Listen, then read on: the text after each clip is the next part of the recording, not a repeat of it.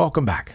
Today I'm going to review a chess product that I've had in my house for quite some time. One reason I don't do a lot of reviews of chess-related products is because it requires having the product here. I either have to buy a chess book or buy a chess set or have someone send them to me for free, which that hasn't happened yet, but maybe it will someday. But not too long ago, I remembered that before I even started this channel, I bought a Lego chess set. You can see the picture here. I was on vacation with my family in San Antonio, and we went to one of the malls there, and they had a Legoland Discovery Center. And after going through the tourist attraction, we went into the gift shop later, and I saw this Lego chess set, and I was just getting into chess, back into chess at that time, and I had convinced myself that it would be worth it to buy it, so I did. And now I'm going to show you some video footage that I took of the Lego chess set, and I'm going to talk over it and tell you what's good about it and tell you what's not so great about it. Here you can see the Lego chess set set up after the first three moves of the Ruy Lopez position. Here's what one of the rooks looks like. I'm trying to get the camera to focus by holding it close and using my hand as a little bit of a background. You can see that it is the official Lego version. It does have the stamps there on the pieces. And this is the king and the queen of the white set. The dark set's king and queen look almost identical to this, but they don't show up on camera quite as well because they are very black. You can see that there's nothing really complex about their construction. One thing about it is these little knobs, every piece has to fit exactly on the little, whatever you call those, if you're a Lego aficionado, that stick up out of the center of each square. Personally, I would have preferred that the squares were just smooth and the pieces would sit on them. And here I'm comparing the size of a king that I have from another plastic chess set versus the Lego king. This is a 4¼ inch king from my other plastic set. So you can see that the Lego king does have some height to it. I'll just hold up a tape measure here to show you that it is about 4¼ inches tall. You can do the conversions to centimeters on your own if you don't know already. But anyway, you can see that the Lego king is about little shy of 3½ inches tall. It's 3¼ to 3½ inches tall, so almost as big as the very big plastic king that I have from my other set. And here's a Lego pawn compared to the pawn from the same plastic set. Now the pawn is quite a bit smaller than the plastic one, which is about 2 inches tall. The Lego pawn is about 1½ inches, if I can get the glare off of the tape measure there. The whole board measures just a hair over 10 inches square. As you can see, I'm holding the tape measure there. It's just maybe a 16th or a 32nd past 10 inches in both width and length. And the depth of the board is just under 2 inches, about 1.75 inches or 1¾ inches, however you prefer to say that. Here are the two knights. For comparison, you can see that the black one, you either get a lot of reflection and glare or just blackness, so it is a little harder to see than the white pieces. You can see that somebody put some thought into designing this set, somebody that was familiar with chess and wanted each piece to be recognizable as what it is. Now, one reason for the chess set being 1 3/4 inches tall instead of just flat is because if you take all the pieces off, which I have done here, you can see that there's a seam between the two halves, and with just a little bit of pressure, you can pull it apart. You can see the little parts that stick out of the left side and go into the holes on the right side, and they snap together to form the chessboard, but it means you can pull it apart and snap it back together. Now, whether or not you pull it apart, you can pop off each one of these squares and you can find a storage compartment inside to store all the pieces. We'll just speed up this portion of the video where I put all the pieces into their storage compartments. And then once they're all in there, the set came with these little green single round pieces, and it shows in the instructions that you can just set them here on the four corners there so that you can stack the set up without the bottom half snapping fully into the top half. In other words, it makes it easier to take back apart. And then you just take off those little green pieces, and I keep them in a Ziploc bag inside the storage section of the chessboard when I pop the thing back together. Now, another cool thing about this Lego chess set is that it came with checkers as well. Bunch of round blue and red pieces, as I'm showing here. Again, I will speed up this portion as we put all the checker pieces in place. And they come with these smooth cap pieces that can be placed on each one, so they actually look more like checkers. Or maybe those are to, when you change the checkers to a king, when you get to the far end.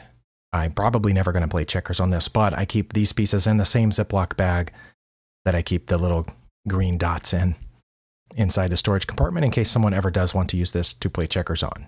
It does come with a very thorough instruction manual, as you would expect if you've ever built with Legos. I personally don't use Legos a lot. I wouldn't say I'm a fanatic about them, but I remember playing with them as a child, and both my children have played with Legos, so it wasn't a stretch to follow the instructions. Here it shows how the board stacks up. Here it shows where the piece is storing inside. and of course a list of all the things. I was surprised that it even included a section on how each piece moves. Shows the knights and the rooks and the bishops and so on, and how each piece can move, what the rules are. Now, once again, somebody put a lot of thought into this. There's the Ziploc bag that I keep the checker pieces in order to store. And once you press all the air out of them, it's not that hard to pop into here. In this case, I was hurrying and had the camera on a little tripod in front of me, so I didn't get the square pushed down all the way. Now, there is one problem with the board you can see here. When you go to store it, you see those 6 knobs that connect them together that's sticking out the side there. They only disappear when you press the set together. And to me, this was only one of 2 flaws in the design of the chessboard. The first being the little knob in the center of each square that I already mentioned. I would have preferred that they were just smooth. Of course, if you have 64 pieces of those square smooth pieces, you could just replace these knobbed ones and have a completely smooth chessboard. The bottom of each piece is relatively flat. They would stand up on their own, but they would probably, some of them might slide around a little bit or fall over easily because they're not weighted. So I guess that's the idea for those knobs. But as far as the connecting between the 2 boards, this is an example I pulled out of my son's Lego bin. This is the kind of piece that's used in the construction of those 2 left and right boxes that pop the sides together. It has the knob built in. I would have preferred that they use something like this. Have the hole on both sides with the connecting knob separate from that. This connecting knob can just pop right in to one side, and then the other box could pop right on the other side, and 6 of them would hold the whole thing together, like so. But when you wanted to take the whole thing apart, you could pull out the knobs from the middle, and then the 2 pieces would be smooth, and you wouldn't have those 6 things sticking out the side. So if Lego ever chooses to remake or redesign a set like this, that's one thing that I would suggest, is using those pull-out, I don't even know what you call those pieces, but the little 6 knobs through the middle of the board that hold it together, have all those things removable, so that when the board is pulled apart, you wouldn't have those pieces there ready to bump into something or scratch somebody or break off, as the case might be. Now, you might be wondering, I assume one of the questions in your mind is, can you actually play chess on it? The answer is yes. My son and I have played chess on it right after I built it for the first time. What you probably can't do is play bullet or blitz chess on it, because again, you have to place the pieces precisely in the center of the square so that they'll hit that little knob and stand up on them. If you put it just off to the side a little bit, the knob's underneath and it might tip the piece over. So you can play a longer game of chess, rapid or longer, and carefully placing the pieces. Another question you might have is how difficult it was to build. It does have a ton of pieces. I want to say it's close to 1,500 pieces, maybe 1,450, something like that. It was probably on the picture that I showed at the beginning of this video. But nothing about it is incredibly complicated if you have built with Legos before, or you have children who build with Legos. Just follow the instructions. When it comes to the things like pawns, it just shows at one time and says, do this 8 times with the white pieces, and then it says here, do it 8 times with these black pieces. And the bishops, it says to do twice, and so on. That part actually went pretty quickly, because once you get one done, you know what the next one's going to do, or you can do them side by side, line all 8 pieces up in a row and just make all 8 pawns at one time.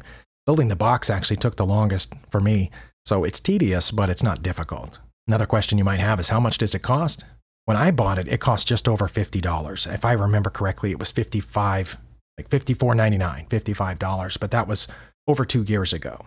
We all know that most prices of most everything have gone up since then. I did check recently to see that this is still being sold, and it is, but I think it's gone up now. It's around the $80 or $90 mark. So you personally would have to decide if it's worth it for you. Honestly, I would say it would work better as a display piece, something to set up on a coffee table or something like that for children to play with, or on a shelf if you enjoy dusting knickknacks, or if you only have one other chessboard and somebody's using it, or you have a longer game set up on it for some reason and you wanted to play, you can actually play chess on this board. Of course, today, there's almost no reason to have a physical chessboard unless you just enjoy holding and touching things. Obviously, most of us play most of our games online these days, but sometimes it's nice to have one there in front of you, and if you are a Lego aficionado, you might already have this, or if you don't, you were wondering about it, hopefully this video helped with that. Either way, thank you for spending your time here, and I'll see you next time.